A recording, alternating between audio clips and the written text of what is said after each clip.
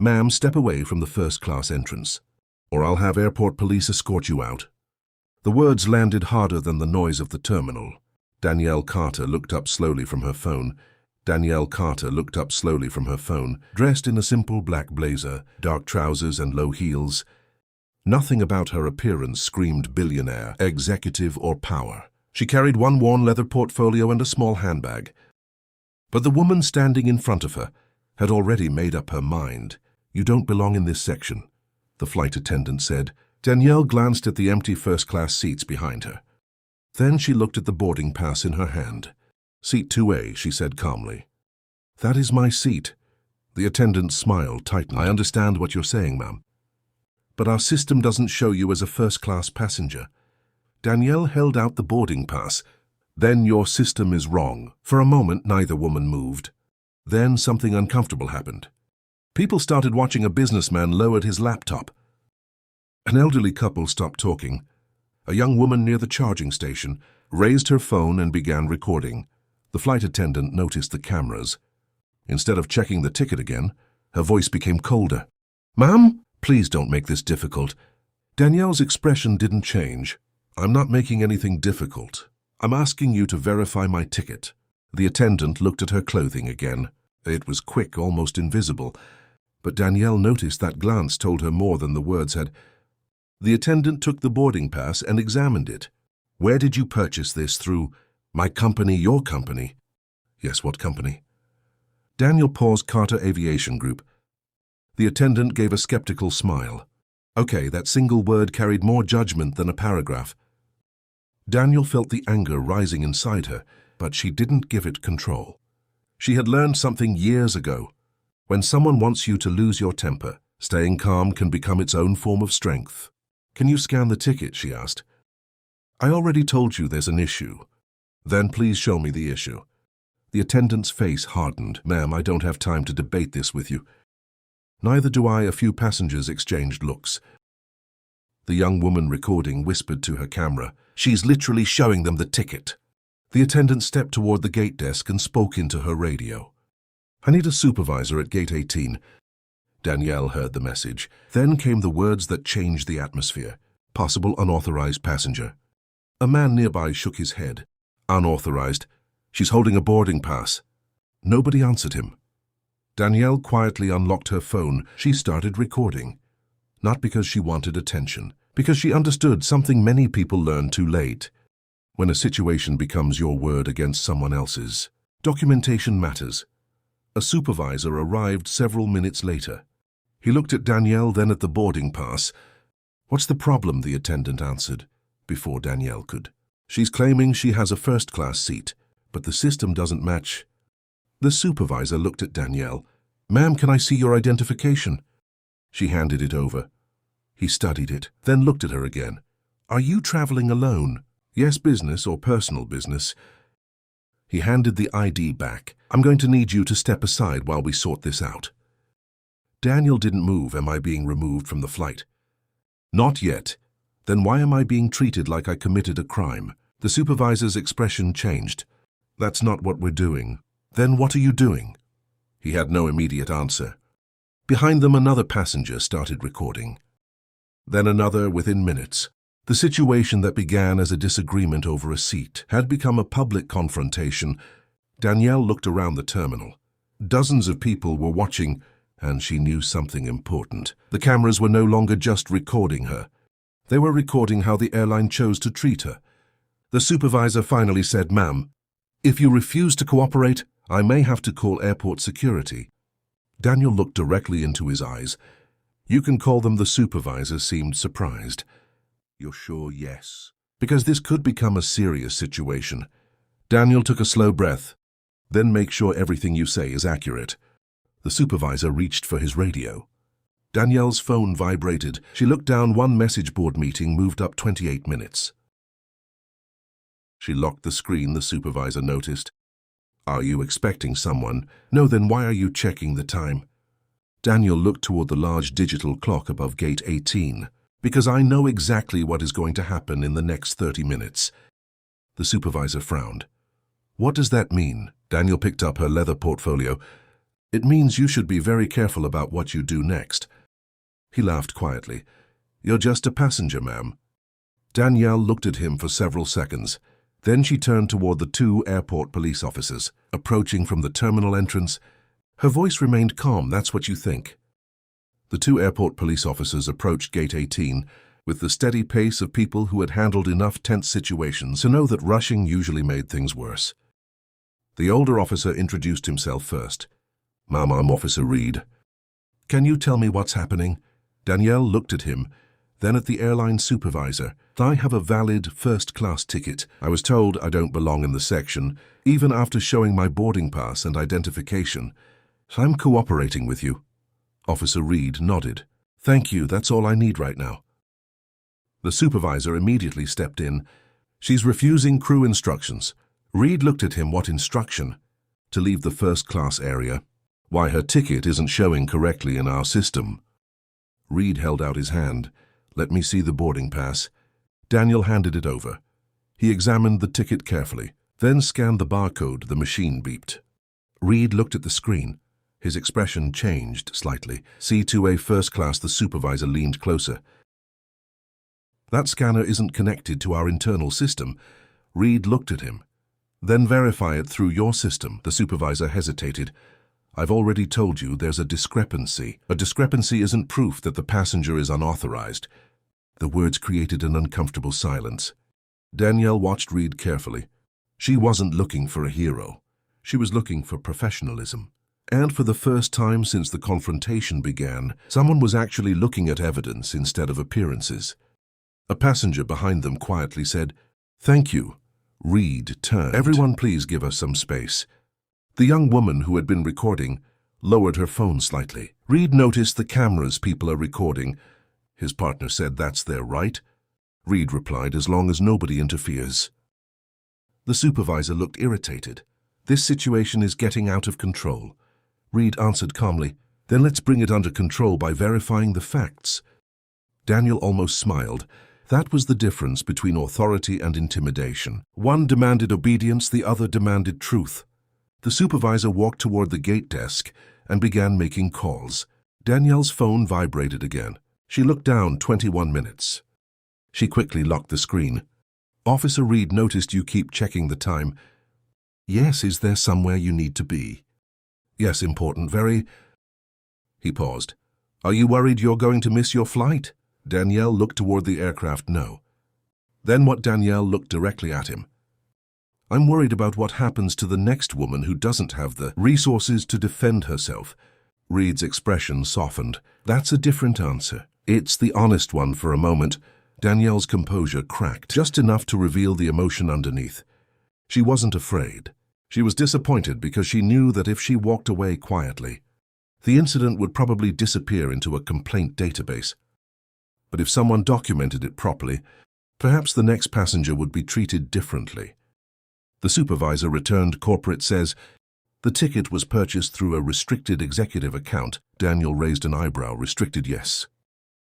"What does that mean?" "I don't have authorization to discuss it." Reed looked at him. "Then why are you using it as a reason to remove her?" The supervisor didn't answer. A few passengers exchanged glances. The businessman with the laptop quietly whispered, "This is getting serious." The young woman filming moved closer. Her livestream comments were racing across the screen. "Ask for proof, don't stop recording." "Why won't they verify her ticket?" Danielle noticed the comments but said nothing. She didn't want the crowd to become a mob. She wanted witnesses. There was a difference. Then the supervisor made another decision. "Officer, I think we need to remove her from the boarding area until the issue is resolved." Reed looked at Danielle. "Ma'am, would you voluntarily step aside with us while we verify the information?" Danielle nodded, of course. She picked up her portfolio. Then she turned to the supervisor. "I'll cooperate." She paused. "But cooperation doesn't mean surrendering my rights." Reed nodded approvingly. "That's fair." As Danielle walked a few steps away. Danielle looked at him for several seconds. "Don't let them intimidate you." Danielle turned. "I won't." The woman smiled. "Good." Danielle looked around at the people recording. "Just remember something." The terminal became quiet. "Don't record because you want to see someone lose." She pointed gently toward the phones. Record because you want the truth preserved. The statement changed the energy instantly. The live stream comments shifted. People weren't cheering for revenge anymore. They were talking about accountability. Officer Reed's radio suddenly crackled. Unit 14 command requests that you remain at Gate 18. Reed touched his radio. What's the reason? A pause. Then the dispatcher answered. Priority instruction standby for further information. Reed frowned. That's unusual. Danielle looked at him very... Do you know why they're asking us to stay? No, but she knew something was changing. Her phone vibrated again. This time the message contained only 4 words. The board is assembling now. Danielle read it. She didn't react. Officer Reed noticed her expression, ma'am. Danielle looked up. Yes? Who exactly are you? She held his gaze. That's the question everyone should have asked before deciding. I didn't belong here. Reed studied her for a moment. Then he looked at the airline supervisor. Sir, I want every document you've used to justify removing this passenger. The supervisor's confidence began to disappear. Officer, I don't think that's necessary. It is now. Danielle stood quietly beside them. That scanner isn't connected to our internal system. She could have ended the entire confrontation with one phone call. She could have revealed her position. She could have made one demand. And watched the supervisor's attitude change instantly. But she didn't, because she wanted something more important than respect. Given out of fear, she wanted to know whether they would do the right thing, when they thought she had no power. Then Officer Reed noticed the small identification wallet. Inside Danielle's portfolio, he pointed toward it. Ma'am, is that another form of identification? Danielle looked down. Yes. May I see it? She hesitated. Then looked toward the supervisor, then toward the cameras, then back at Officer Reed. You can. She slowly opened the portfolio. The terminal seemed to hold its breath. Officer Reed reached for the identification wallet, and as soon as he saw the emblem on its cover, his expression changed completely. Officer Reed stared at the identification wallet for several seconds. The noise of Gate 18 seemed to disappear. He opened it carefully, read the credentials inside, and then looked at Danielle. Then he looked at his partner. Officer, what is it? The young woman who had been recording lowered her phone slightly. The airline supervisor stepped closer. Reed noticed the cameras people are recording. Everyone needs to step back. The supervisor frowned. Why? Because you have no idea who you've been dealing with. Danielle remained completely still. The supervisor's face changed. Ma'am. Danielle gently closed the identification wallet. My name is Danielle Carter. I'm the CEO of Carter Aviation Group. The supervisor stared at her. And I'm also a member of the Independent Aviation Oversight Committee, conducting a review of passenger treatment practices. The words hit the gate like a thunderclap. That was the difference between authority and intimidation. The young woman filming immediately raised her phone higher. Comments flooded her live stream. She's the CEO. I knew something was off. Look at the supervisor's face. But Danielle didn't smile. She didn't celebrate. Instead, she looked at Officer Reed. You handled this correctly. Reed shook his head slightly. I was just doing my job, and that's exactly why I'm thanking you. She turned toward the supervisor. You had the same opportunity. The supervisor's face reddened. Mrs. Carter, if I had known. Danielle interrupted gently. That is the problem. He stopped. She continued. You shouldn't have needed to know who I was. Nobody spoke. You should have treated me with respect because I'm a passenger, not because I'm a CEO, not because I'm an investor, not because I have authority. She looked around at the passengers. Because I'm a human being. A woman near the gate nodded slowly. Another passenger lowered his phone. The anger in the room was beginning to change into something deeper. Understanding, Danielle looked at the supervisor. You judge me before you check the facts. He tried to respond. I was following procedure. No, Danielle said calmly. You were following an assumption. The supervisor looked down. Officer Reed stepped forward. Ma'am, what happens now? Danielle looked at the aircraft through the glass. That's not entirely up to me. She pulled a document from her portfolio. This is a formal request for an independent review of what happened here. The supervisor's eyes widened. Independent review, yes. Against the airline, against the process. She handed the document to Officer Reed. I don't want revenge that surprised everyone. I want accountability. Danielle explained that the review would Examine how the airline handled passengers. Tell us in the comments. Clothing or background caused employees to question whether they belonged in premium areas. She specifically requested that police officers be included in the training process, because officers are often called when a customer service problem becomes a security problem. She said they need the tools to recognize when they're being asked to enforce an assumption instead of a verified fact. Officer Reed nodded. That makes sense. It matters, Danielle replied. A police officer should never be used as a shortcut around evidence size. The statement earned quiet applause from the passengers.